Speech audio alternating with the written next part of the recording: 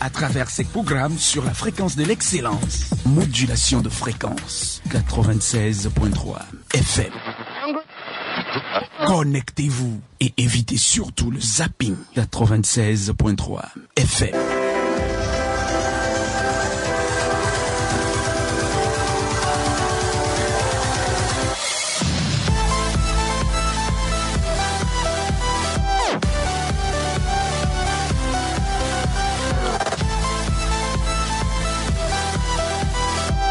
Auditrices, auditeurs de la 93.3, fidèles compagnons de l'émission Rétro 7, bonjour. C'est avec un immense plaisir que je vous retrouve ce matin pour le premier numéro de Rétro 7 de l'année 2025.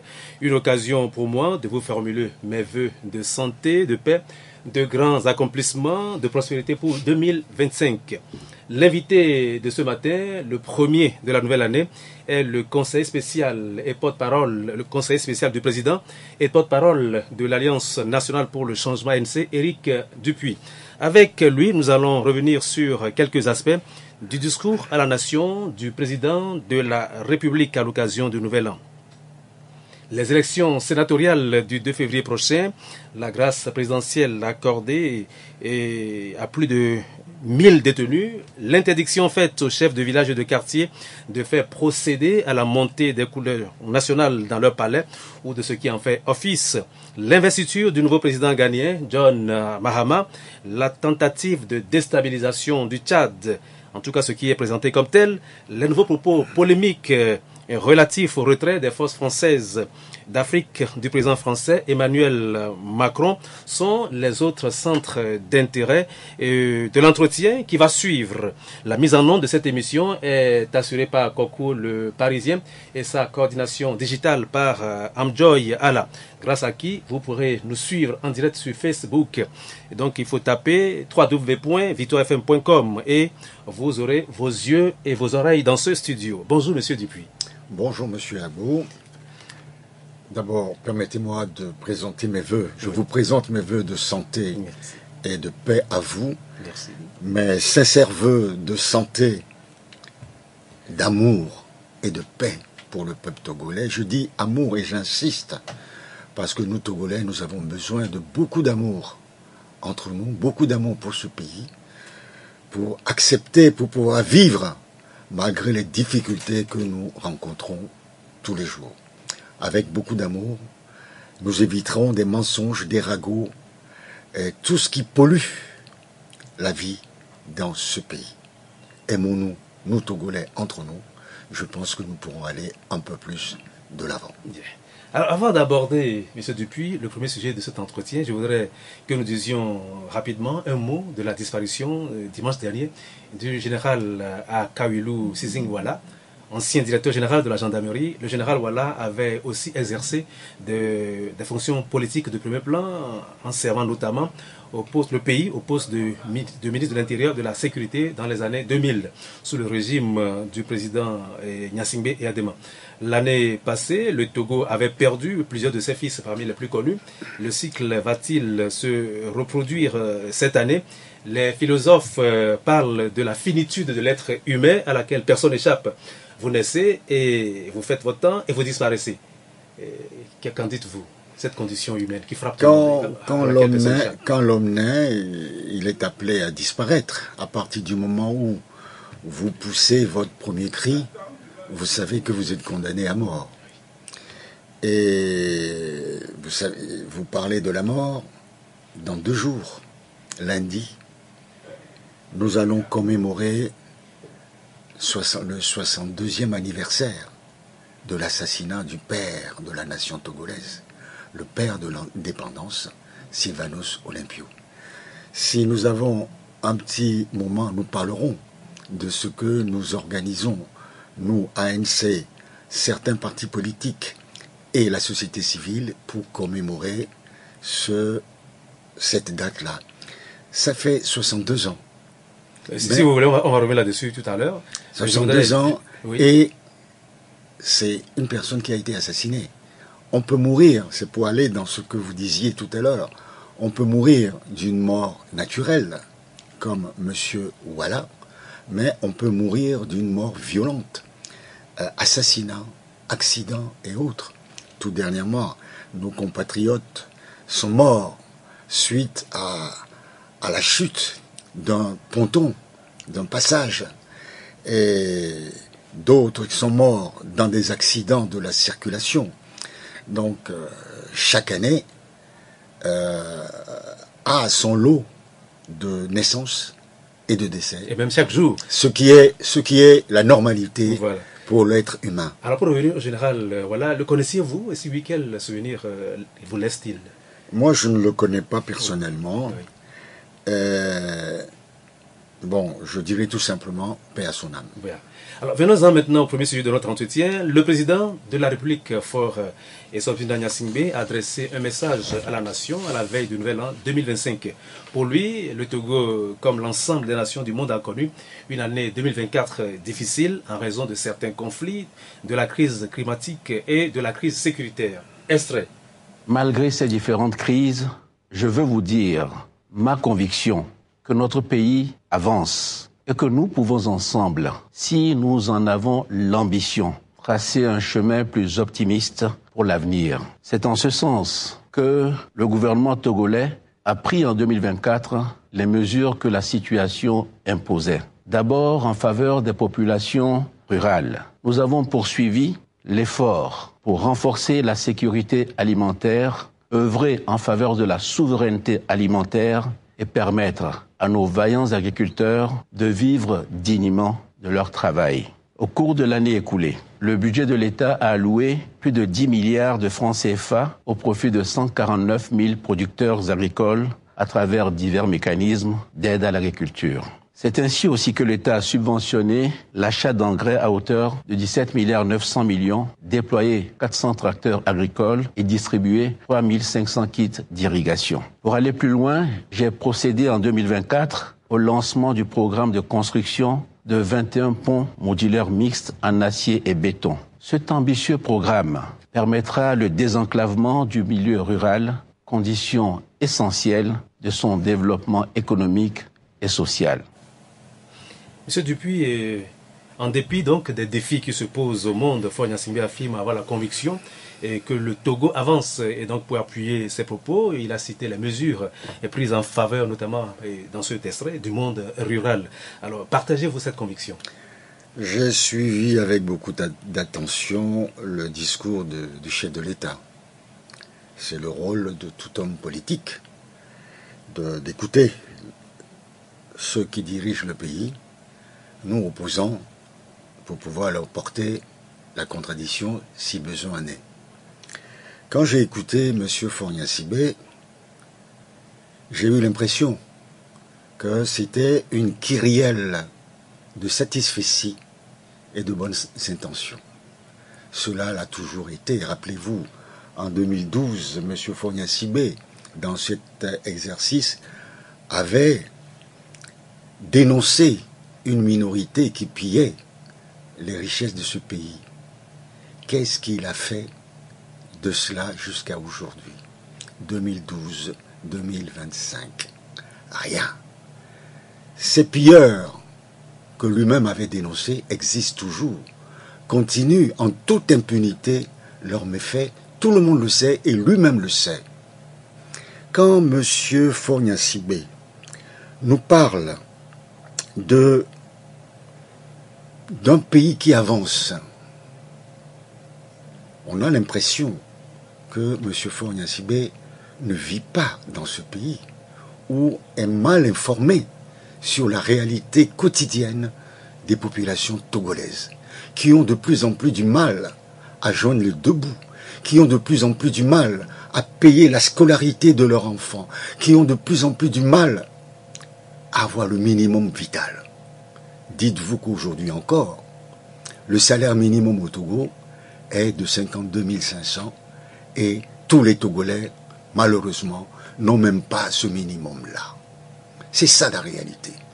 Et dire, après 20 ans de direction de ce pays, que ce pays avance, je crois que c'est une méconnaissance des réalités de notre pays et, personnellement, j'en suis très très amer. Monsieur Dupuis, la réalité, selon les résultats du 5e recensement général de la population et de l'habitat et de la 2e édition de l'enquête harmonisée sur les conditions de vie des ménages, la grande majorité des ménages, soit 83%, ont accès à une source d'eau améliorée. Quant à l'accès à l'électricité, il s'établit à 70,3% des ménages. Par ailleurs, quand on considère la pauvreté monétaire évaluée à partir des revenus ou des dépenses des ménages, la pauvreté est en baisse, selon donc les résultats de l'enquête sur les conditions de vie des ménages. Dans ces conditions, le chef de l'État n'a-t-il pas raison de dire que le Togo avance? Vous parlez d'enquête. Qui est-ce qui a réalisé ces enquêtes-là? Dans quelles conditions? Vous pouvez commander une enquête et manipuler les résultats. Ça dépend dans quel but vous organisez ces enquêtes-là. Allez seulement au marché. Allez acheter des doévis, tomates, oignons. Vous verrez dans quelles conditions nos populations vivent. Allez dans les villages. Allez à Anfouin. Allez à Tablibo. Allez dans les villes d'Apaon, à l'intérieur du pays. Sokodé. Vous verrez comment les gens vivent. Allez à Balou, dans le Wawa. Allez à Cloto, dans certains villages, vous allez voir comment les gens vivent. On peut, dans son bureau, après avoir interviewé quelques têtes, dire que les choses vont bien, mais la réalité est tout autre.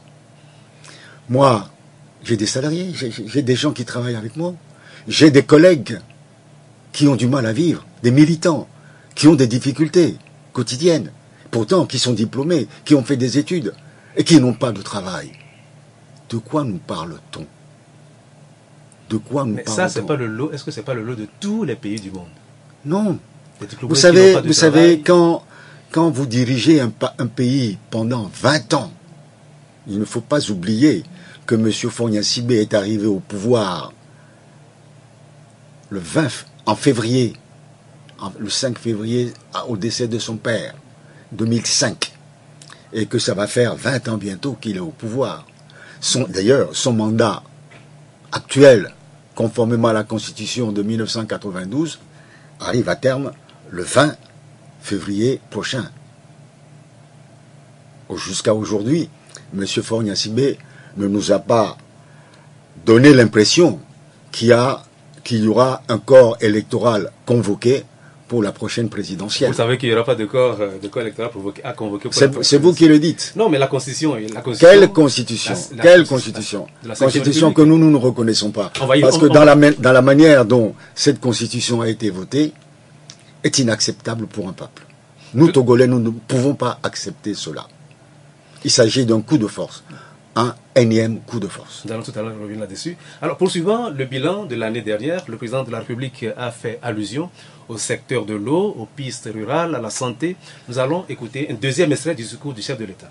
Dans le secteur de l'eau, à travers différentes initiatives, ce sont plus de 350 ouvrages hydrauliques qui ont été réalisés au cours de l'année sur l'ensemble de notre territoire. Et sur la période 2024, ce sont 3000 ouvrages que nous avons pu réaliser. Et enfin, plus de 1000 kilomètres de pistes rurales ont été ouvertes ou réhabilitées chaque année depuis 2020, améliorant de manière très significative l'accès de nos agriculteurs au marché. Cet effort majeur pour le secteur agricole est essentiel pour l'avenir de notre pays. Au-delà de ces efforts au bénéfice du secteur agricole, une attention toute particulière a été portée au secteur de la santé. En janvier 2024 a été lancé le chantier de l'AMU, l'assurance maladie universelle, qui vise à assurer à chaque citoyen un accès équitable à des soins de santé de qualité.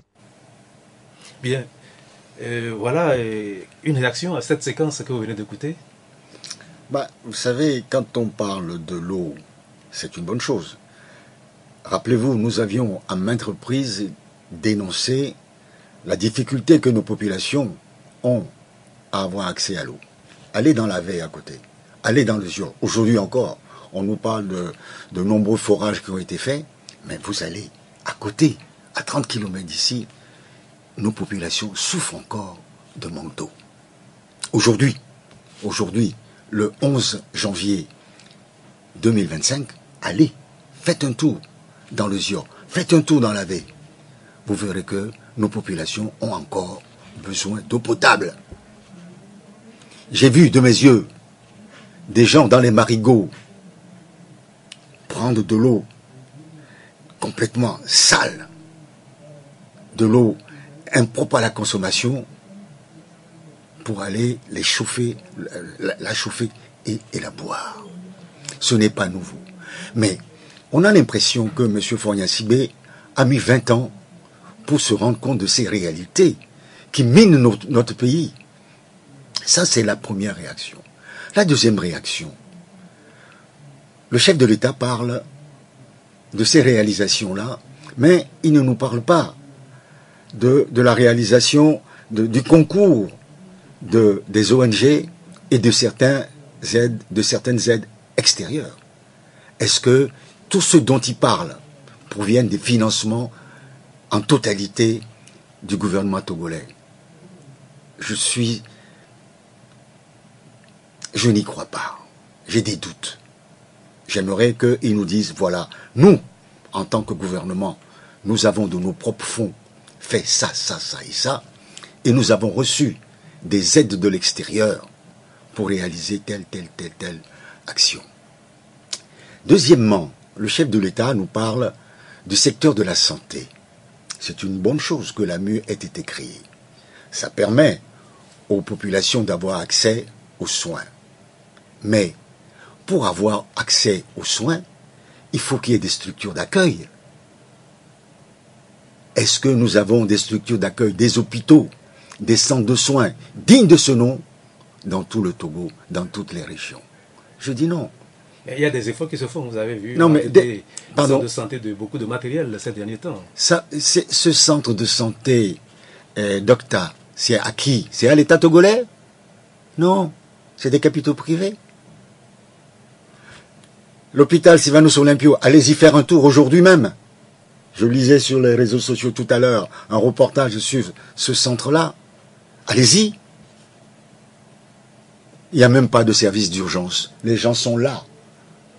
Oui, vous allez attendre dans le couloir, par terre. Voilà la réalité. Quand j'entends ça, je me dis, M. Fogna-Sibé n'est pas au Togo. Il est sur une autre planète. Une femme va accoucher. On ne peut pas l'accueillir pour l'accoucher dignement. Pour la naissance de ceux qui vont diriger ce pays demain. On n'a pas ça. Et on nous parle. On se contente de dire l'AMU. Oui, l'AMU, c'est une bonne chose. Mais avant de créer l'AMU, il faut que les Togolais puissent aller à des endroits qui puissent les accueillir dignement et les soigner dignement. C'est ça la réalité. Allez dans les cliniques privées à Lomé. Il y a plein de gens qui ont du mal, mais qui préfèrent aller dans des cliniques plutôt que d'aller dans les hôpitaux publics. On nous parle de Docta. Docta a reçu ceci, a reçu cela. Est-ce que c'est l'État togolais qui a construit Docta?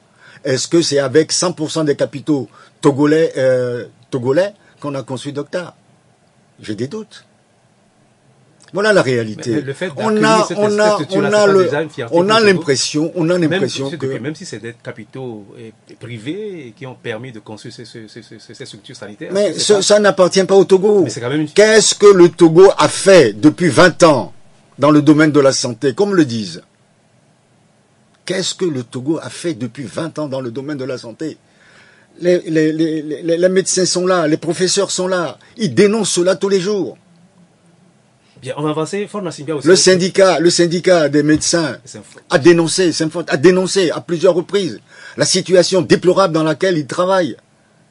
Et on nous parle de satisfecit, on est content, on a réalisé ceci et cela. Vous allez tout à l'heure me parler de l'école, de l'enseignement. Mais il n'y a pas la décentralisation au Togo depuis 2019. Il y a la décentralisation. Oui. C'est-à-dire que l'école primaire, l'entretien, la réfection des écoles primaires, c'est les mairies, ce n'est pas l'État. Oui. On nous dit qu'il y a des milliers d'écoles qui sont délabrées, qui ont été réhabilitées. La plupart ont été réhabilitées par les mairies, pas par l'État togolais. Et qui donne les subventions Non, à partir du moment où il y a décentralisation, les responsabilités sont diverses. Qu'est-ce que le gouvernement togolais a fait pour le peuple togolais? C'est ça que nous demandons. Monsieur Fogna-Sibé a parlé des succès financiers, ainsi de suite. Il a même terminé de son budget, il a même terminé en disant que une partie du budget sera financée par un emprunt. Oui, et que cet emprunt-là a diminué cette année et serait autour de 200 ou 300 milliards contre 600 milliards l'année dernière et quelques. Je peux vous donner les chiffres précis tout à l'heure. Mais il ne nous a pas donné le taux d'endettement du Togo. Il ne nous a pas dit ce que ça coûte au peuple togolais et ce que ça va coûter au peuple togolais pendant des décennies. C'est facile de compléter le budget d'un État en empruntant sur le marché international. Mais après, il faut payer ses dettes. Quand vous empruntez, il va falloir amortir le capital que vous avez emprunté. Il va falloir payer les charges financières, les intérêts, les assurances, tout ce qui suit la gestion d'un crédit. Et qui va les payer? Alors, nous allons tout à l'heure revenir sur le budget de l'État. Alors, Fonia Singbe a aussi évoqué dans son discours la dernière fois le plan du gouvernement de lutte contre la vie chère, notamment une baisse des coûts de transport et un contrôle de prix des produits de première nécessité. Et puis, que pensez-vous de la prime spéciale, M. Dupuis, de fin d'année, les 60 000 accordés à plus de 150 000 personnes? Et que pensez-vous aussi de la réduction des tarifs d'électricité concernant plus d'1 million de Togolais? Cette prime de... C'est combien déjà? 60 000. 60 000. Que beaucoup de fonctionnaires ont accueilli avec beaucoup de joie. Mais je comprends qu'il est accueilli avec beaucoup de joie. 60 000, ça fait quoi sur une année? Ça fait 5 000 francs par mois. Non. Ça fait 5 000 francs par mois. Qu'est-ce que... C'est beaucoup. J'aurais préféré, pour ce qui me concerne, que ces 5 000 francs par mois aient permis à ceux qui gagnent difficilement le SMIC de pouvoir porter ce minimum salarial à 60 000, par exemple. Parce qu'il y a une grande majorité de Togolais qui vivent avec 52 500 francs par mois depuis des années. 52 500. J'ai eu à démontrer à plusieurs reprises quelle est la difficulté pour un Togolais de vivre avec 52 500. Si on divisait les 60 000 francs par 12, ça fait 5 000 francs par mois. M. Fonia Singbe aurait pu augmenter le salaire minimum, porter le salaire minimum à 60 000 francs par mois. Je pense que ça aurait conforté plus de ménages qu'une distribution, le Père Noël, qui offre 60 000 francs à Pierre-Paul Jacques. Et puis, est-ce qu'on nous a dit quels sont les critères d'affectation de ces sommes-là? Personne, vous ne le savez pas, je ne le sais pas non plus. C'est à tous les fonctionnaires et puis aux retraités. Les retraités du Togo. Mais oui, les retraités, je pense qu'on aurait pu penser à la révalorisation des retraites. Vous savez, il y a beaucoup de retraités qu'on rencontre tous les jours, notamment qui ont travaillé dans la sécurité, anciens gendarmes, anciens policiers, anciens militaires, qui sont aujourd'hui dans les sociétés de gardiennage. Parce que leur salaire, leur retraite ne leur permettent pas de vivre dignement. Est-ce que c'est comme ça qu'on remercie des hommes et des femmes qui ont, des années durant, ont servi loyalement ce pays? Je dis non. Je dis non. Bien. Monsieur Dupuis, enfin, le chef de l'État a mis c'est trop facile, excusez-moi, oui. c'est trop facile de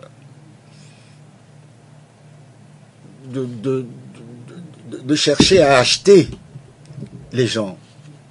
Il vaut mieux permettre aux gens de vivre dignement par leur travail, au lieu de donner des sucrètes de temps en temps pour essayer d'apaiser les colères et les indignations. Acheter 150 000 personnes, qu'est-ce que ça peut apporter? Quel gain pour le Mais les 150 000 personnes ont des familles. Multipliez ça par 10, vous verrez ce que ça fait. Le chef de l'État a mis enfin en lumière sa vision d'un renouveau démocratique au Togo. Je vous prie de l'écouter une dernière fois dans cette émission. Je disais que le chef de l'État a mis enfin en lumière sa vision d'un renouveau démocratique au Togo. Je vous prie de l'écouter une dernière fois dans cette émission. Je veux terminer ces vœux que je vous adresse pour 2025 en soulignant combien l'année qui vient marquera un renouveau de notre vie démocratique. En février prochain, un Sénat sera mis en place et dans les mois qui suivent, la réforme constitutionnelle votée en 2024 entrera en vigueur. Le Togo deviendra alors une véritable démocratie parlementaire, comme c'est le cas dans plusieurs grands pays, notamment l'Inde, l'île Maurice, le Royaume-Uni ou l'Allemagne par exemple. Je me réjouis de cette évolution qui permettra au peuple togolais d'être mieux représenté et contribuera donc efficacement à la préparation de l'avenir du pays. Alors, pour Fouad Gnassingbé, l'année 2025 marquera un renouveau de la vie démocratique au Togo. Votre réaction? Mais avant cela, j'aimerais revenir en arrière, puisque vous m'avez posé une question et je n'ai pas terminé ma réponse, à savoir la diminution du coût de l'énergie électrique. On me dit qu'il y a une réduction importante et que de 114 francs, ça va passer à 70 francs par kilowattheure pour ceux qui consomment moins de 30 kilowattheures par mois, et ceci sur une durée moyenne de 9 mois. Quand je prends les tarifs de CET, qu'est-ce que je vois? Parce que je ne comprends pas.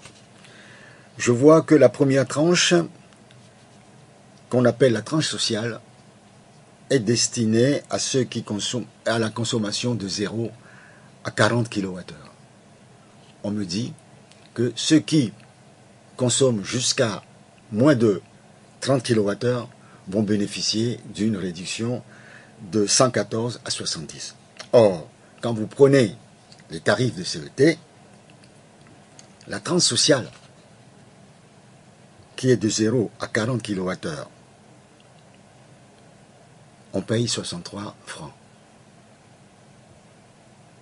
Puis, la tranche 41 kWh à 200 kWh, 84. Et ceux qui sont entre 201 et 350, 114. Doit-on comprendre que ceux qui utilisent Cash Power sont dans la tranche 2 et que ceux qui ont des difficultés à payer l'électricité payent en réalité 114 francs par kilowattheure? Je suis sidéré. J'ai interrogé autour de moi des gens, des collègues, des amis, et ça va encore plus loin, parce que ceux qui sont locataires, ils n'ont pas de compteur propre. Souvent, ils ont des compteurs communs. Et les facturations sont totalement arbitraires. Certains sont facturés à 200 francs, 250 francs le kilowattheure. Des gens qui ont du mal à gagner 52 500. C'est pas de la faute du gouvernement. Tout à l'heure, vous m'avez dit que le gouvernement doit contrôler, s'est promis de contrôler les prix de produits de première nécessité. L'énergie fait partie des produits de première nécessité. Oui. Vous savez, l'eau, moi, dans mon quartier, je vois des dames porter des seaux d'eau tous les matins, vendus par d'autres Togolais, à des prix inacceptables. Pourquoi la régie des eaux ne peut pas installer dans les quartiers des services, des pointes de fourniture d'eau à des prix égaux ou inférieurs au minimum social? Oui, c'est ça que le gouvernement devrait veiller à faire. Et je voudrais comprendre d'où sort les 114 francs dont parle le régime. Si je vous comprends, vous n'êtes pas convaincu par... non, les chiffres sont là, monsieur Agbo. Les chiffres sont là. J'ai même pris ma facture personnelle. D'accord. Eh bien, donc, vous savez, il ne faut pas raconter n'importe quoi au peuple togolais. Hein? C'est du cinéma qu'on nous fait, avec de piètres acteurs. Ça ne nous fait pas rire. Ça nous révolte. La colère gronde au sein du peuple togolais. Même le silence gronde. Mais on a l'impression que ceux qui dirigent ce pays n'entendent pas cette colère. Bien, monsieur Dupuis, le temps avance, on va aussi avancer. Maintenant, je vais avancer. Oui. Vous me parlez. Alors, avant ça, M. Fogna Sigbe nous dit que il faut du dialogue communautaire. Il faut rétablir la confiance. Mais comment rétablir la confiance dans un pays où on refuse d'inscrire sur la liste électorale plus de la moitié des populations? Comment voulez-vous que la confiance règne dans un pays quand on considère une large partie de la population comme des moins que rien? Comment voulez-vous qu'on puisse parler de confiance quand on organise la fraude électorale en système normal? Là, ce qui s'est passé la dernière fois est totalement inadmissible. On a vu des fraudes à visage découvert. Alors maintenant, le chef de l'État parle d'un renouveau démocratique au Togo. Alors. Mais c'est chaque année qu'on nous parle d'un renouveau démocratique. C'est chaque année. Alors, M. Faure va nous dire que, après plus de 60 ans de gestion de ce pays, on n'est pas encore à un système démocratique. Que lui-même, qui a dirigé ce pays pendant 20 ans, ce n'est pas un pays démocratique. Il avoue maintenant que ceux qui ont fait la prison parce qu'ils ont décidé, ils ont déclaré que c'est une dictature, ils ont payé en allant faire un tour en prison. Aujourd'hui, le chef de l'État dit, oui, nous ne sommes pas en démocratie, maintenant nous allons faire de la démocratie. Un renouveau démocratique.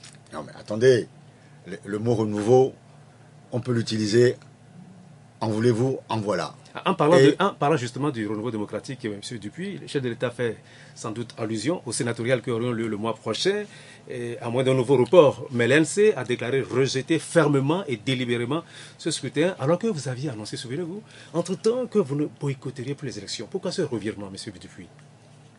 Non, vous posez mal la question, M. Abo. Corrigez-moi si vous voulez. Parce que nous avons dit que la façon dont la Constitution de mai 2024 a été votée est inacceptable.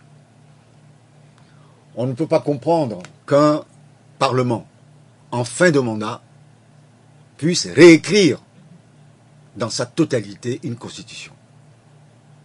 Cela n'existe nulle part. Ça s'appelle un coup de force, ça s'appelle un coup d'État constitutionnel. Nous ne pouvons pas l'accepter. Même dans la Constitution de 1992, modifiée en 2019 par la même Assemblée, disait dans son article, je crois, 49, qu'on ne peut pas modifier cet article-là qui fixe les conditions, la durée du mandat présidentiel. On ne peut pas modifier cet article-là sans organiser un référendum. Malgré cela, cet article a été réécrit sans référendum. Quel est le rapport avec votre revirement? Mais non, ce n'est pas un revirement, c'est une suite. Vous organisez des élections basées sur cette constitution de 2024 qui nous amène à un nouveau régime politique. Nous disons non.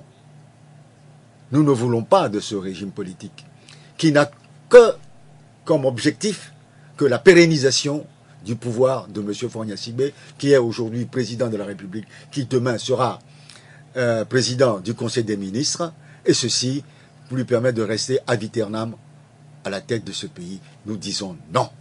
Le développement d'un pays passe par l'alternance politique. M. Fogna Sigbe cite des pays, il en a cité 3 comme exemple. La Grande-Bretagne, qui est une monarchie. C'est une monarchie constitutionnelle. Le Togo n'est pas une monarchie. À moins que, dans la tête de M. Fogna Sigbe, le Togo est une monarchie. C'est possible. M. Fogna Sigbe, et j'ajoute que dans cette monarchie, il y a un pluralisme politique. Il y a une alternance régulière au Parlement. La voix appartient au peuple. Le peuple s'exprime à travers les élus. Aujourd'hui, l'assemblée que nous avons au Togo est une assemblée monocolore. Et là, je vais vous dire que je regrette beaucoup que certains de l'opposition aient accepté, c'est leur droit, de rentrer dans ce Parlement, dans cette assemblée, qui, en quelque sorte, je pense qu'ils ne l'ont pas voulu, mais conforte la démarche de M. Fogna Sigbe. Tous les partis politiques de l'opposition auraient dû s'abstenir de rentrer à l'Assemblée nationale, d'entrer à l'Assemblée nationale togolaise telle que constituée aujourd'hui, pour montrer aux populations togolaises et à l'opinion internationale que nous sommes à nouveau dans une structure de parti unique. Voilà, ça, c'est votre analyse. Monsieur C'est mon analyse que je suis venu vous livrer. Ce n'est pas la vôtre. Oui, votre parti, l'ANC, a aussi dénoncé la disposition qui permet au chef de l'État, en tout cas au chef de l'exécutif, de nommer le tiers. Non, je n'ai pas fini. J'ai parlé de la Grande-Bretagne. Oui. Je vais parler de l'Inde. Oui. L'Inde, une ancienne colonie de la Grande-Bretagne, Oui. n'a fait que copier les institutions de la Grande-Bretagne. C'est tout. Mais là-bas, il y a un pluralisme politique. Il y a régulièrement des changements au sein de l'Assemblée. Ce n'est pas une assemblée monocolore. Il a parlé de l'île Maurice. L'île Maurice est un État où le respect des institutions est sacro-saint et que la séparation des pouvoirs est inscrite dans la Constitution et respectée par le peuple. Au Togo, c'est à ça peut-être que le chef de l'État aspire pour le Togo désormais. Au Togo, la dernière fois, on a vu les vœux pour le président de la République. Il y a la première ministre qui a présenté les vœux, accompagnée des présidents des institutions, notamment Assemblée nationale, la justice, ainsi de suite. La Cour constitutionnelle, oui, voilà. Or, il y a la séparation des pouvoirs. La Cour suprême. Dans toute démocratie, il y a la séparation du pouvoir. Le chef, le représentant de l'exécutif ne peut pas parler au nom du législatif, ne peut pas parler au nom du judiciaire.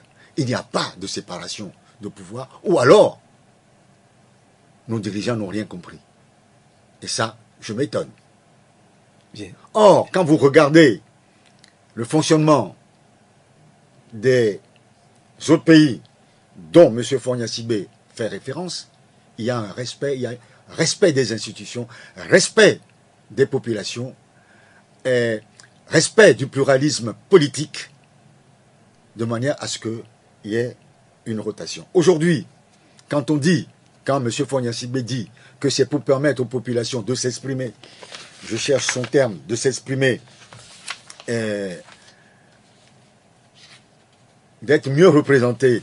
Je me réjouis de cette évolution qui permettra au peuple togolais d'être mieux représenté et contribuera donc efficacement à la répartition, à la préparation de l'avenir du pays. Je tombe des nues. Comment le peuple togolais peut être mieux représenté aujourd'hui à l'Assemblée nationale et au Sénat quand on sait que à 99% c'est RPT Unir? À qui on peut raconter cela? À qui on peut raconter? Même un enfant de 7 ans trouvera que c'est une moquerie, pour ne pas dire un foutage de gueule. Mais c'est inacceptable. Bien. Monsieur Dupuis, alors, quand on regarde les candidatures pour ce Sénat, parce que vous voulez qu'on parle du Sénat, quand on regarde les candidatures, vous allez voir que les candidats de RPT Uni, pour leur majorité, sont les anciens cadres supérieurs de ce parti. Il y a des anciens présidents de l'Assemblée, des anciens premiers ministres, des ministres, des officiers de l'armée, ainsi de suite. Est-ce qu'ils n'ont pas le droit d'être candidats?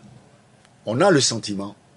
Est-ce qu'ils n'ont pas le droit d'être candidats, M. Dupuis? On a le sentiment, M. Agbo, que cette Assemblée, ce Sénat, aux yeux de ceux qui nous gouvernent, est une maison de retraite de luxe pour les anciens cadres du parti, parce qu'ils seront tous élus dans la mesure où 99% des électeurs des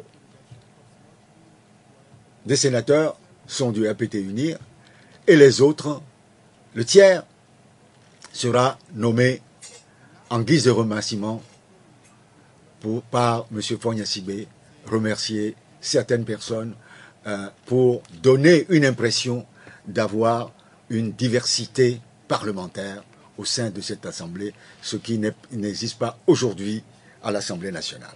Bien, voilà la réalité. Oui, je suis obligé de sauter certains sujets parce que le temps, vraiment... Alors, votre parti réclame la mise en place, par exemple, de réformes profondes et exhaustives avant toute nouvelle consultation électorale. Et parmi ces réformes, il y a notamment une révision du cadre électoral, en concertation, dites-vous, avec toutes les forces vives de la nation et l'établissement d'une commission électorale véritablement indépendante. Alors, moi, je voudrais vous poser la question suivante. Si la CENI n'était pas véritablement indépendante, et comme vous le dites, pourquoi y avez-vous jusqu'à tout récemment votre représentant? Non, vous savez, ce que vous lisez là, oui, nous l'avons toujours dit depuis 2005, depuis toujours. Et ça fait partie des recommandations de l'APG. Cela n'a jamais été mis en place. 2006 jusqu'à aujourd'hui. Voilà la réalité. Bientôt 20 ans. Et nous continuons à le dire. Alors quand M. Fogna-Sibé dit qu'il a le sentiment que le pays avance, je lui rappelle qu'il y a eu l'APG au lendemain de sa prise de pouvoir après coup d'État, parce qu'au Togo, ce pays est dirigé par coup d'État sur coup d'État. C'est un coup d'État permanent. On a vu le dernier coup d'État, c'était l'année dernière. Et rien n'est fait. Nous continuons à dire que pour la paix dans ce pays, pour que la politique devienne quelque chose de normal dans ce pays, il faudrait certaines réformes. Vous savez, j'ai été candidat l'année dernière pour les législatives. Et j'ai fait campagne dans le Golfe, à Lomé. J'ai entendu les gens dire, nous n'irons plus voter parce que ça ne sert à rien. Même si on va voter, on votera pour vous, mais vous ne gagnerez pas. Parce qu'ils ont déjà tout bouclé. Ça veut dire que pendant 20 ans que M. Fogna-Sibé a régenté ce pays, il a dégoûté l'ensemble des populations togolaises des élections. Il a détruit la notion même des élections qui représentent pour le peuple togolais, sur le plan de la Constitution, qui représente le seul pouvoir du peuple togolais, c'est-à-dire le pouvoir de pouvoir choisir ses représentants. Je suis désolé, M. Agbo, nous n'avons plus ce pouvoir-là au Togo. Cela nous a été volé, cela nous a été arraché. Ce sont les populations togolaises qui le disent. Oui, mais M. Dupuis, tout à l'heure vous avez dit que les Togolais sont dégoûtés des élections, mais contrairement à l'ANC... C'est ce qu'ils disent. Mais contrairement à l'ANC, d'autres partis, se réclamant de l'opposition, ont annoncé leur participation aux élections sénatoriales. N'avez-vous pas le sentiment d'être isolé? Quand vous dites ça, je ne suis pas tellement d'accord avec vous, parce qu'il n'y a pas que l'ANC. Il y a d'autres partis qui sont dans la même parole de l'ANC devant moi, c'est pour ça que je pose la question. Qui sont dans la même logique que nous. Bon. Monsieur Agbo. Oui, Monsieur Dupuis. Quel est le corps électoral qui va procéder à l'élection des 2/3 du Sénat? Ce sont les conseillers municipaux et les conseillers régionaux. Les conseillers municipaux, à près de 90%, sont de RPT UNIR. Nous, nos conseillers municipaux, 134 ou 137, n'iront pas, ne prendront pas part. Donc, ça veut dire qu'aujourd'hui, à 99%, c'est UNIR. La même chose pour les régionales. Donc, si vous n'êtes pas RPT UNIR et que vous êtes candidat à M. Agbo, soit vous comptez sur l'électorat du RPT UNIR, parce qu'on vous l'a assuré quelque part, ou alors vous comptez sur les sucrètes de M. Fogna-Sibé, représenté par le tiers du Sénat, que lui, il peut nommer à sa guise. Et ça, vous contestez aussi vigoureusement. Et que lui, il peut nommer à sa guise. pour remercier certaines bonnes volontés pour venir faire du cinéma à cette haute assemblée. Nous trouvons que cela est odieux. C'est inacceptable pour quelqu'un qui réfléchit. C'est inacceptable pour quelqu'un qui respecte son peuple. C'est inacceptable pour quelqu'un qui veut que nous respectons notre peuple. Nous respectons notre peuple. Je ne dis pas que les autres ne respectent. Je dis nous respectons. Et nous trouvons que c'est inacceptable. Nous ne pouvons pas accepter ça pour notre peuple. Voilà. Alors, le président national de l'ANC, Jean-Pierre Fabre, ça lui aussi a imposé le devoir d'adresser ses vœux au peuple togolais. À celles et ceux qui nous suivent, je vous propose d'en écouter quelques séquences. Mes chers compatriotes, l'année 2024 a été marquée par des événements graves pour notre pays. En effet, alors que ruinés par des incendies et des inondations à répétition, les populations togolaises aux abois font face à la vie chère et au chômage des jeunes, au manque d'équipements sociaux de base, à la précarité et à l'insécurité.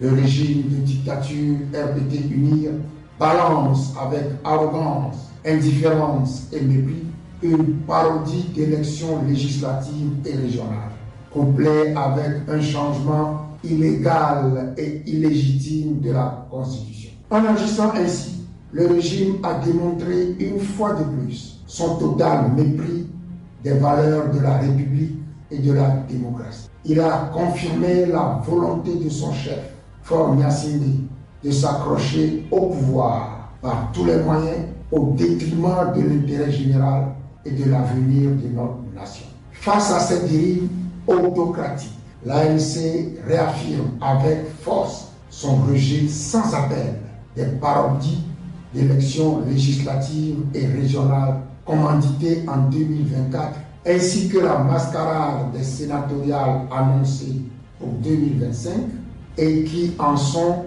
la suite tout aussi caricaturale. L'ANC réaffirme également son total rejet du changement frauduleux de constitution opéré en catimini cette année 2024 par une assemblée dépourvue de tout mandat à cet effet. Mes chers compatriotes, 2025 sera une année cruciale pour notre pays et la conviction profonde que je veux partager avec vous est que tout est encore possible si nous nous mobilisons de manière ordonnée et disciplinée dans la pure tradition des hautes valeurs de l'Abloni. Ces hautes valeurs qui fondent notre vision et inspirent nos actions, comme jadis celle des pères de l'indépendance et fondateurs de la nation congolaise. Alors, Monsieur Dupuis, en suivant le président de l'ANC et en vous suivant vous aussi, il est aisé de constater que rien ou presque rien de ce que fait le gouvernement ne vous agrée. Alors, quelles sont alors les propositions de l'ANC pour améliorer les conditions de vie des Togolais, la gouvernance dans le pays et pour un renouveau démocratique et que le chef de l'État a évoqué dans son adresse à la nation? Nous l'avons souvent dit.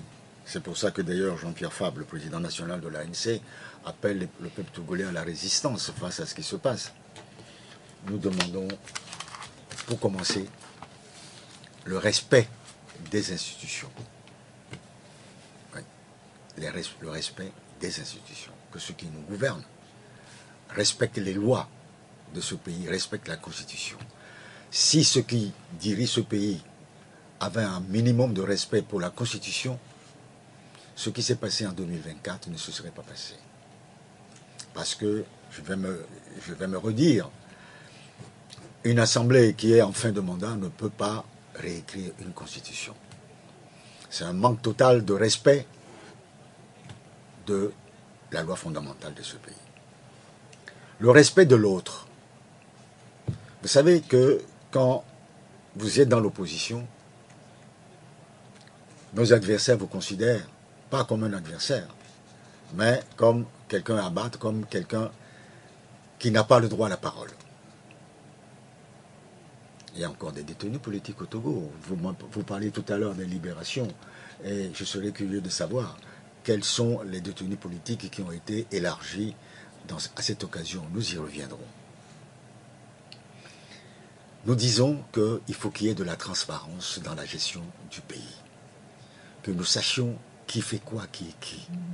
Tout à l'heure, on a parlé de tout ce que M. Faure Gnassingbé a cité comme réalisation. Baisse de l'électricité, le coût du pétrole. Mais le pétrole, est-ce que nous connaissons comment l'approvisionnement, l'assiette, est-ce que nous connaissions la réalité de l'assiette des produits pétroliers? Non. Est-ce que vous connaissez, M. Agbo, les porteurs de parts, les porteurs de capitaux dans ces diverses sociétés de pétrole qui sont au Togo, T-Oil, ainsi de suite? Est-ce que nous savons comment les stations d'essence, la gestion des stations d'essence sont gérées par qui? Comment ces gestions sont attribuées? Les sociétés d'État, comment c'est géré? Pourquoi, aujourd'hui, dans un pays comme le nôtre, on a du mal à donner aux populations le minimum vital? Dans les pays voisins, au Bénin, au Ghana, ce n'est pas la même chose. Pourquoi, en 20 ans, nous avons du mal à démarrer quand, au Bénin, en 5 ans, ce pays a fait un bond extraordinaire? Pourquoi? Nous avons à peu près la même configuration économique. Nous avons du phosphate, nous avons du clinker, nous avons plein de ressources. Pourquoi? Pourquoi une catégorie s'enrichit et qu'une grande majorité s'appauvrit? Pourquoi les jeunes ont du mal à terminer leurs études? Certaines familles ont cette possibilité d'envoyer leurs enfants à l'étranger ou à des écoles privées horriblement chères dans ce pays. Pourquoi? La proposition que nous faisons est simple. Le respect de la différence. Vous savez, je lisais la dernière fois un texte, une homélie de Monseigneur Barriga, qui disait ceci. Sylvanus Olympio s'est battu pour l'unité des filles et des fils de notre pays, sans distinction d'ethnie, de religion, de région et de religion. Et il poursuit en disant ceci. Qui peut dire que notre pays n'en a pas besoin actuellement de l'unité nationale? Une unité dans le respect des différences ne constitue-t-elle pas une force pour notre nation qui aspire plus que jamais à une cohésion véritable de tous ses fils et de ses filles? Mais Jean-Pierre dit la même chose. Nous devons créer l'espace pour que tous les enfants de ce pays se retrouvent, soient respectés et soient soumis à la même loi, avec la même rigueur, de manière à ce que votre fils puisse aller aussi dans des écoles et que même si vous êtes opposant, vous puissiez occuper des responsabilités dans l'administration ou dans les sociétés d'État. Ce n'est pas le cas aujourd'hui. Vous savez, tout à l'heure je vous disais qu'il y a des officiers, des anciens officiers qui sont candidats. Vous m'avez dit qu'ils ont le droit. C'est certainement qu'ils ont le droit. Mais est-ce que vous verrez aujourd'hui un officier ou un policier en tenue orange de l'ANC lors d'une manifestation? Ce sera un scandale. Il ne rentrera même pas à la maison. Il aura de gros problèmes.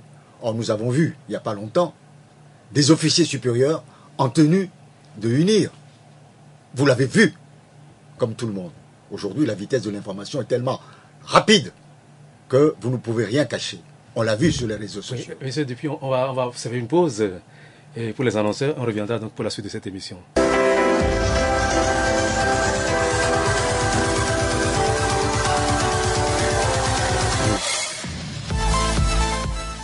Retour au studio pour la suite de cet entretien avec notre invité Éric Dupuis, le conseiller spécial et porte-parole du président et porte-parole de l'Alliance nationale pour le changement ANC.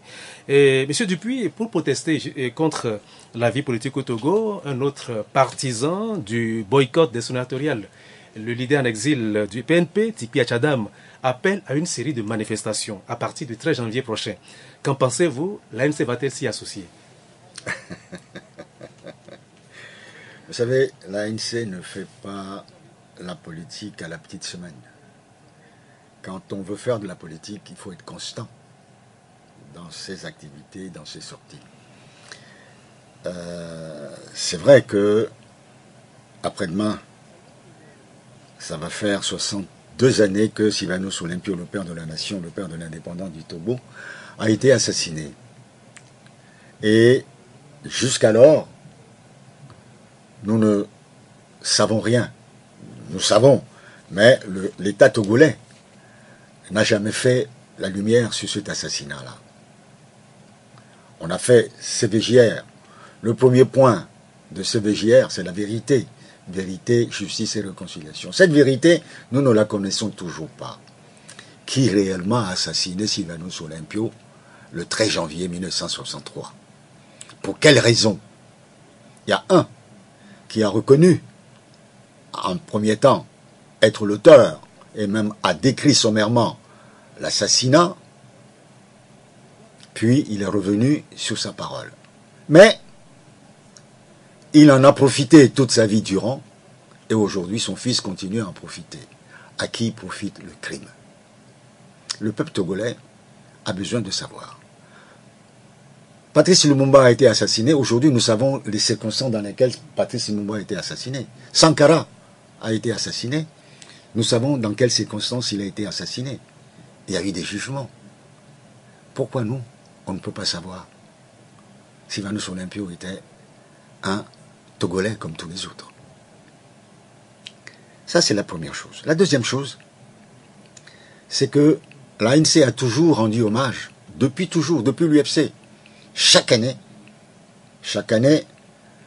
l'ANC a commandé une messe et dans les temples et à l'église, des cultes, et chez les musulmans, des prières pour le repos de l'âme du président Sylvanus Olympio, et s'est rendu chaque année sur la tombe de Sylvanus Olympio pour le dépôt de gerbes. Si je comprends, c'est le même programme encore cette année. Alors cette année, ce programme sera légèrement modifié, puisque nous organisons cela avec d'autres amis politiques et la société civile.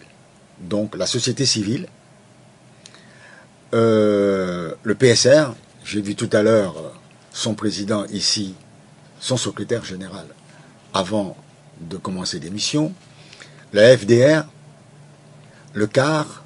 Ils disent là-bas le premier secrétaire. Le premier secrétaire. Voilà.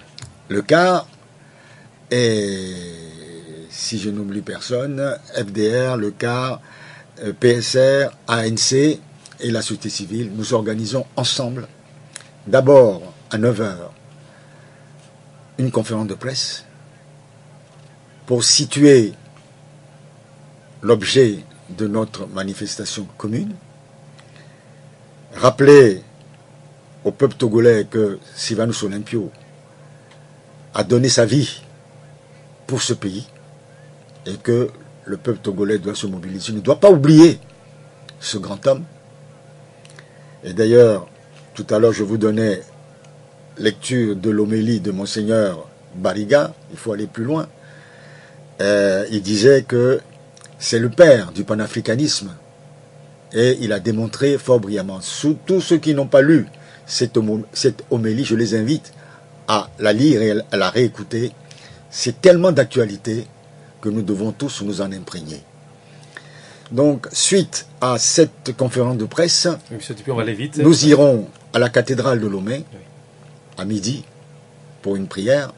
Puis, les premiers responsables de ces diverses organisations se rendront à Agoué pour le dépôt de gerbes sur la tombe du président Sylvanus Olympio. Eh bien, un autre sujet, M. Dupuis, cette fin d'année a aussi été marquée par un décret accordant la grâce présidentielle à plus de 1000 condamnés en fin de peine. Décret pris par le président de la République Faure Gnassingbé le 27 décembre dernier. Cette décision, selon le garde des Sceaux, ministre de la Justice et de la Législation, Mipamb Namdjougli, reflète l'engagement du chef de l'État à promouvoir des valeurs de réconciliation et d'humanité dans la gestion de la justice pénale. Alors, comment avez-vous accueilli cette mesure du chef de l'État? Je ne vois pas la réconciliation en élargissant des gens qui ont commis des crimes. Quand vous commettez un crime, vous êtes puni en conséquence. Je ne vois pas le sens de la réconciliation dont parle M. Namdjougli.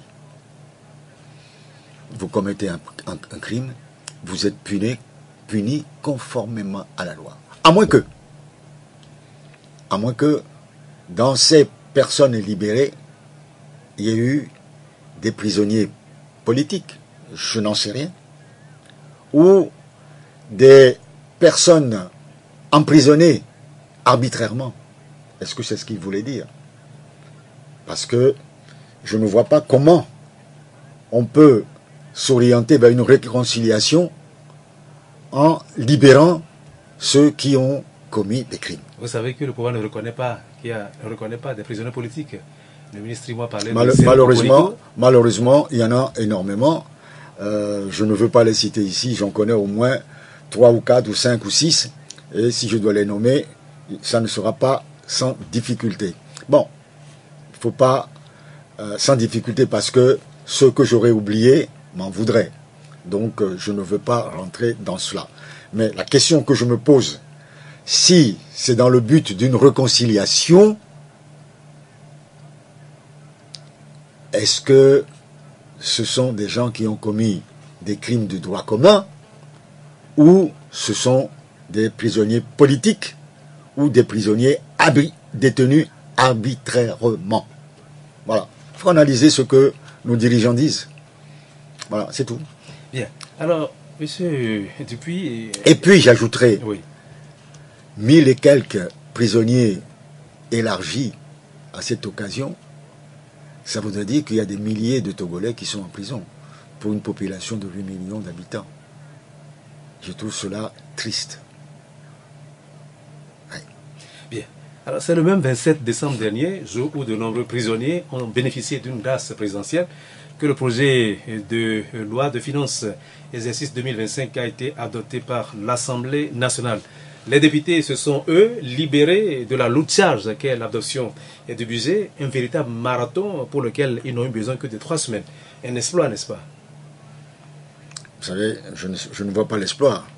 Je ne vois pas du tout l'exploit. Quand on sait que cette Assemblée est constituée à 99% par le régime, on leur dit, tenez, vous dites oui, ils prennent ça, ils disent, non, on a dit oui. Non, allez, vous savez que ça ne se passe pas comme ça, monsieur Dupuis. C'est comme ça que ça s'est passé. C'est comme ça que ça s'est passé.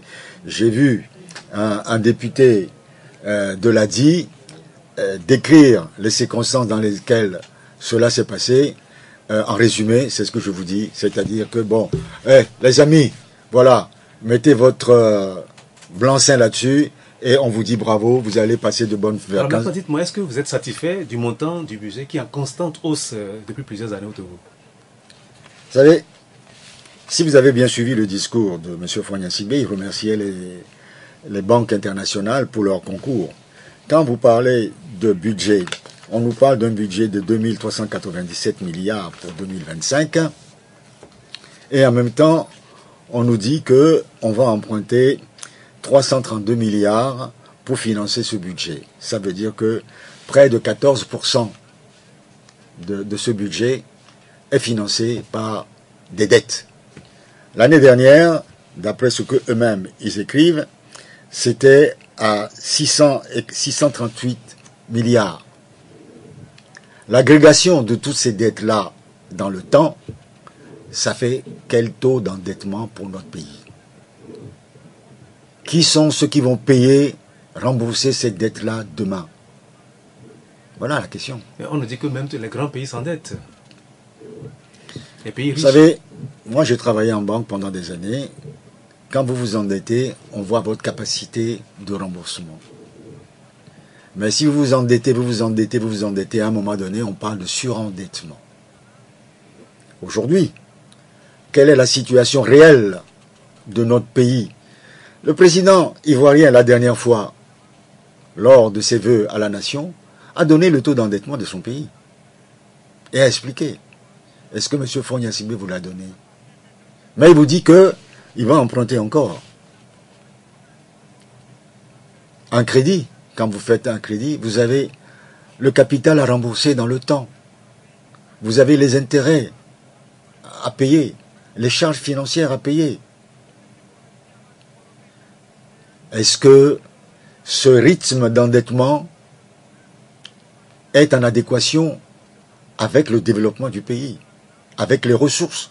Est-ce que l'évolution, l'augmentation des dettes, est-ce que ça suit l'évolution du développement et l'évolution des recettes du pays?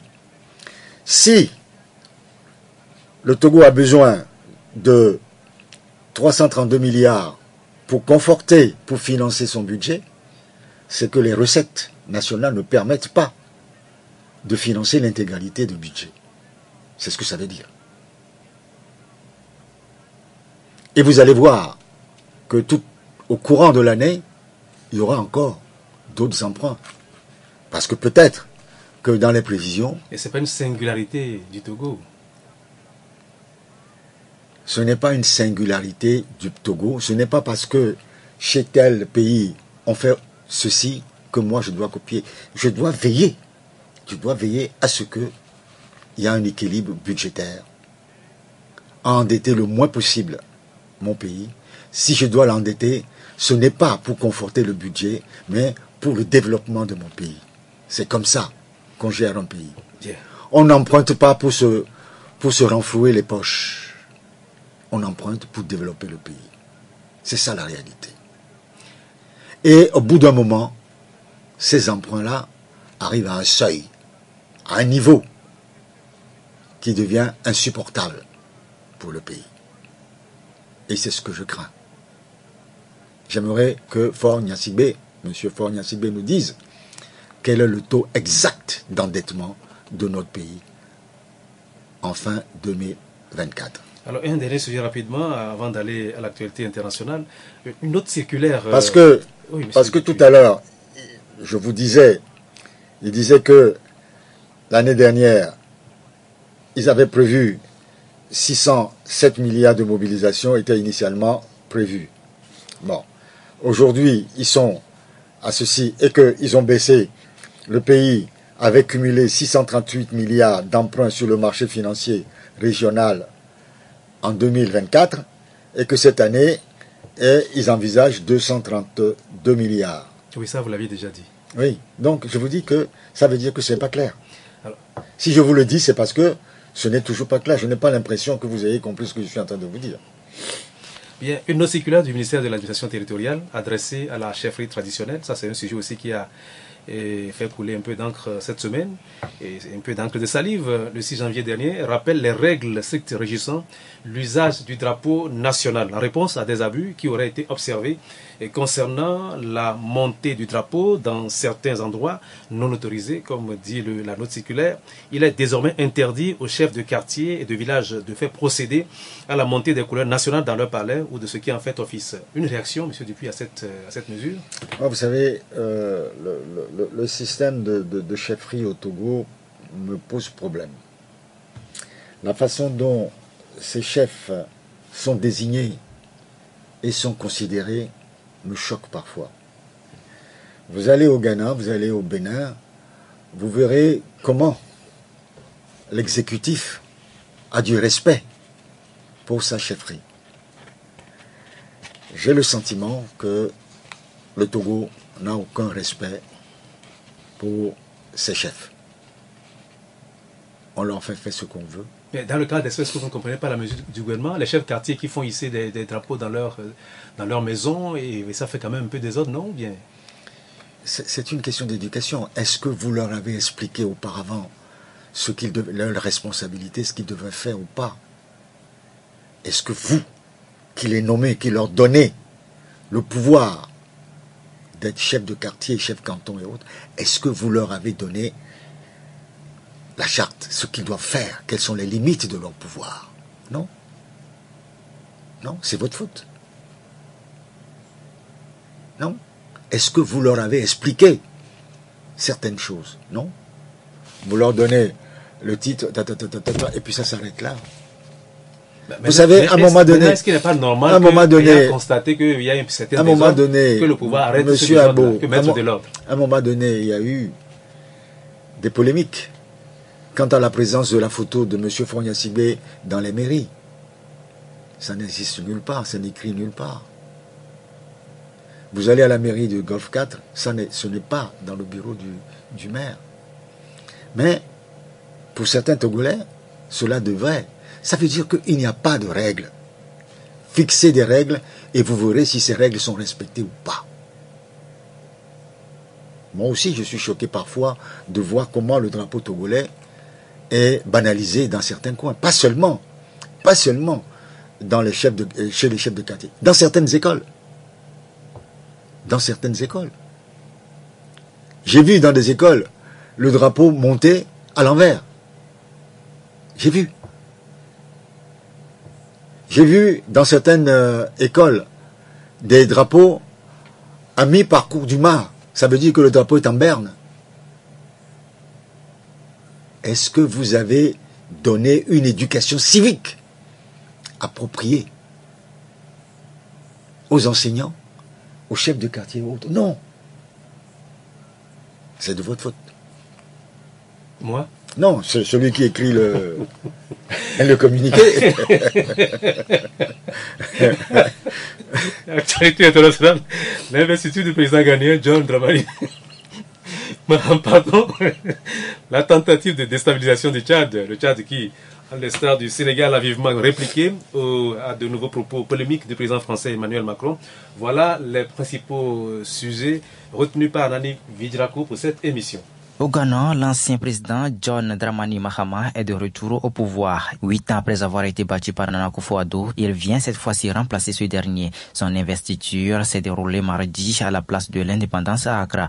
Une cérémonie qui a rassemblé plusieurs milliers de personnes et dirigeants de pays, ainsi que 8 chefs d'État venus du monde entier, dont le président togolais Faure Gnassingbé Gnassingbé. Étaient aussi présents les dirigeants des pays de l'AES, dont le président Ibrahim Traoré du Burkina Faso. Après avoir prêté serment sous le regard de la présidente de la Cour suprême, John Dramani Mahama a présenté les priorités de son mandat à venir, parmi lesquelles le rétablissement de la stabilité économique du Ghana et la lutte contre la corruption.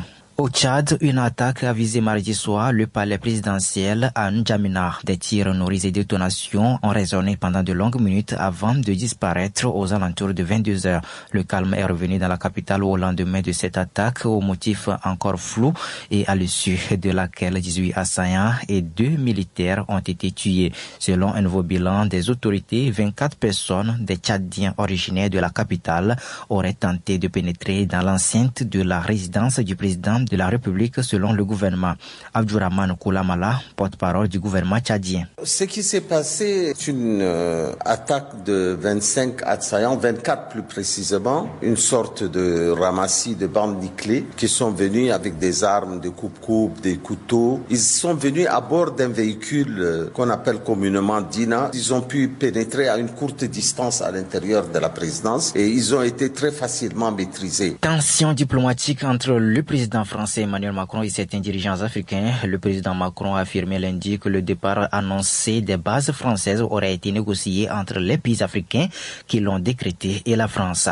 Il poursuit en estimant que c'est par simple commodité et par politesse que la France a consenti la primeur de l'annonce à ces pays africains. Non, la France n'est pas en recul en Afrique. Elle est simplement lucide, elle se réorganise. Nous avions une relation sécuritaire. Elle était de deux natures en vérité.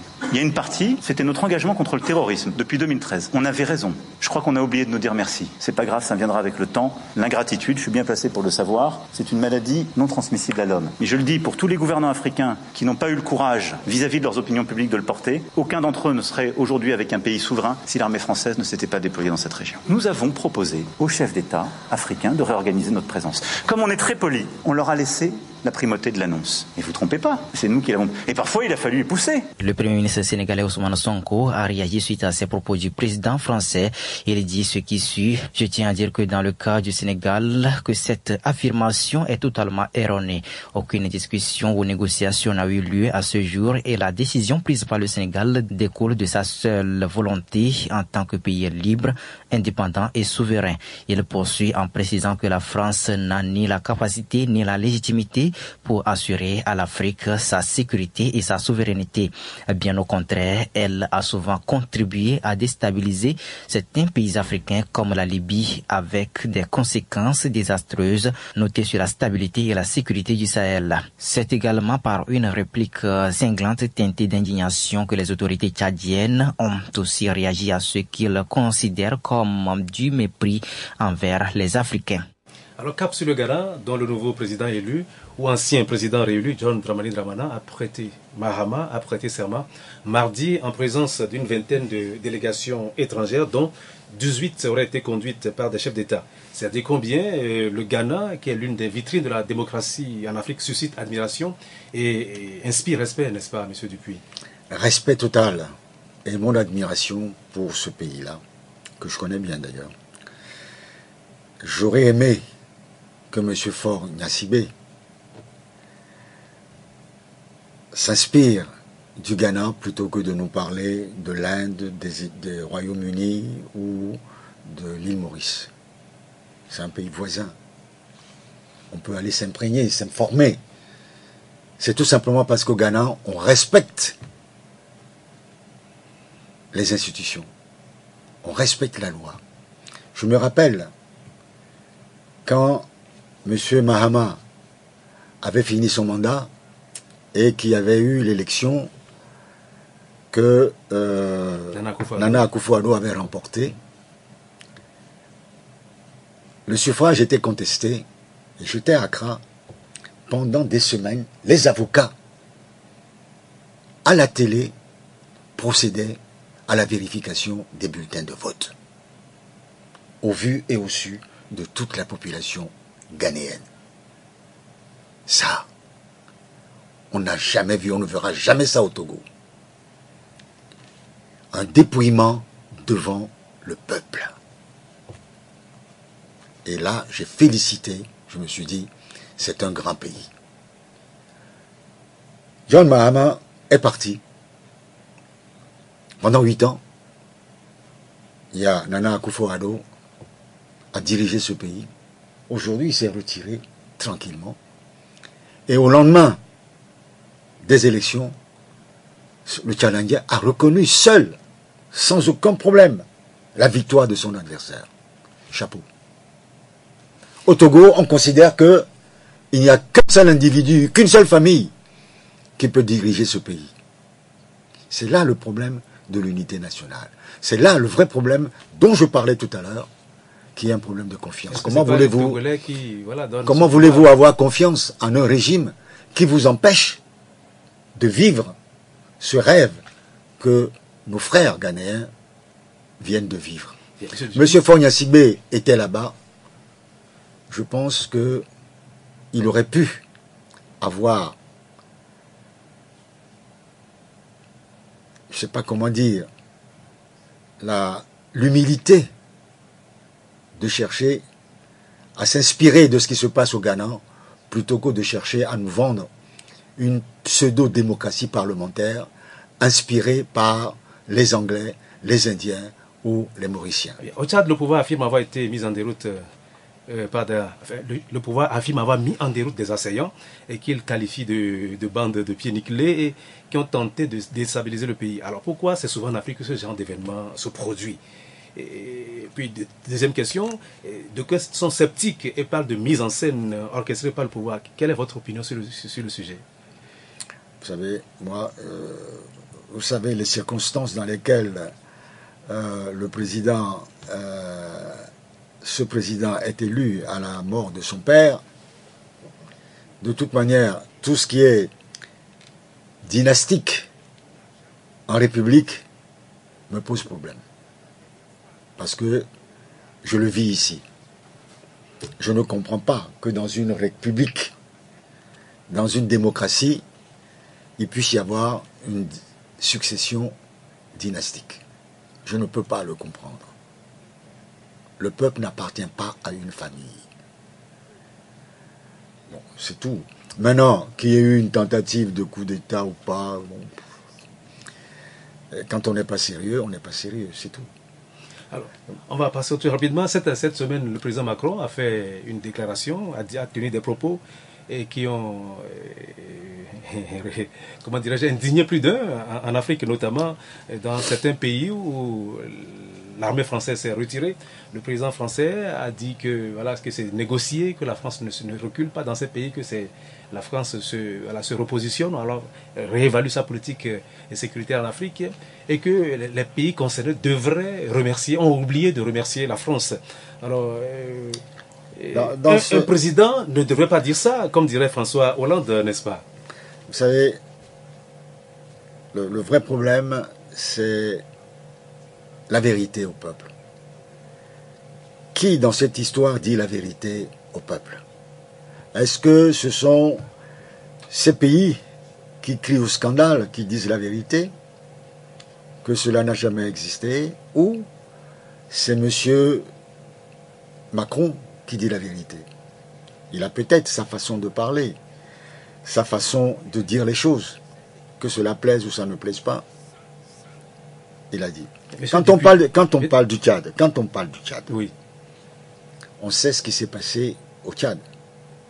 Comment le pouvoir a été transmis au Tchad. Oui. Comment l'armée française ça a été investie au Tchad à un moment donné. Maintenant, quand M.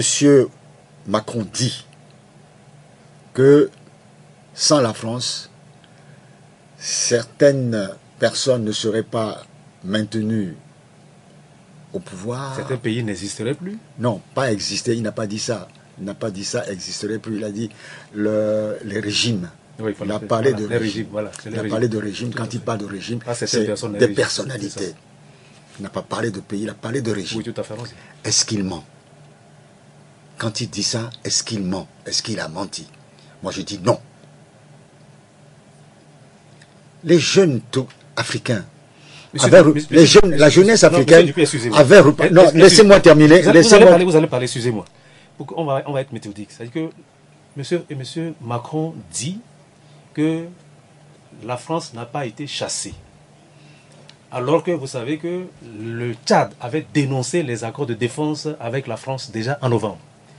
Et on se rappelle, quand le ministre français des Affaires étrangères était au Tchad, c'est quand il est parti que le Tchad a annoncé, a demandé le retrait de l'armée française du Tchad. Je n'ai pas voulu aborder ce problème-là. Et les Français ont protesté, enfin, ont marqué leur surprise par rapport à ça. Vous ai dit que Macron dise aujourd'hui que non, que c'est... Monsieur Agbo, oui. Je vous ai répondu tout à l'heure en disant que peut-être que les chefs d'État qui crient ont menti. Peut-être que M. Macron a menti. C'est ce que je vous ai dit sur le retrait des armées.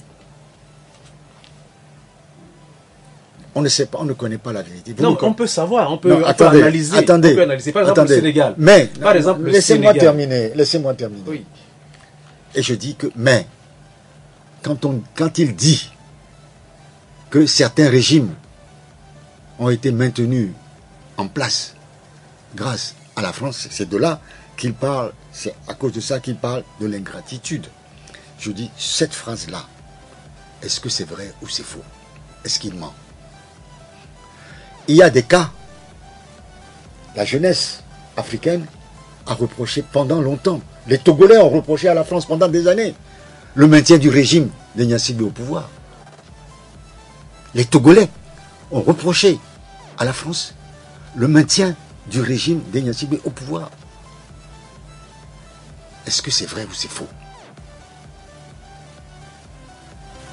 Le rejet de la France dans certains pays était dû au soutien, d'après les Africains, au soutien inconditionnel de la France à certains chefs d'État. Il ne faut pas l'oublier. Maintenant, je ne veux pas dire si le retrait a été planifié en accord ou pas, je n'en sais strictement rien. Mais sur cette phrase bien précise, le maintien au pouvoir de certains chefs d'État, oui, nous, Africains, nous l'avons reproché à maintes reprises à la France.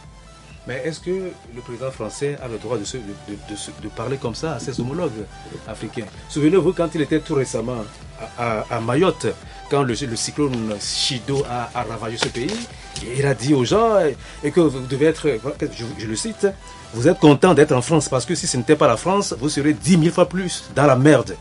En tout temps, il dit, quand il devait avoir une rencontre entre le président français et les Africains, il dit qu'il a convoqué les Africains.